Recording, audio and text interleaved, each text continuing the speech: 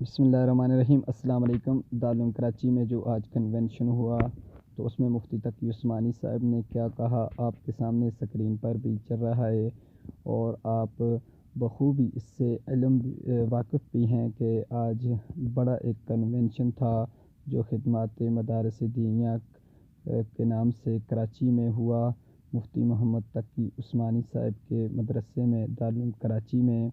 تو وہاں پر تمام تر جتنے بھی اکابرین تھے دوسرے صوبوں سے بھی انہوں نے وہاں پر شرکت کی، یعنی پنجاب سے، خیبر پختونخوا سے اور بلوچستان اور سندھ سے، یعنی کراچی کے اندر تمام تر جتنے بھی اکابرین تھے وہاں پر انہوں نے شرکت کی، اور کچھ عام پوائنٹ تھے جو آپ کے سامنے سکرین پر چل رہے ہیں، ان کے اوپر گفتگو بھی ہوئی، اور مزید جو ہے طلبہ کو انعامات سے بھی نوازا گیا۔ ویڈیو اچھی لگے چینل کو سبسکرائب کرنا۔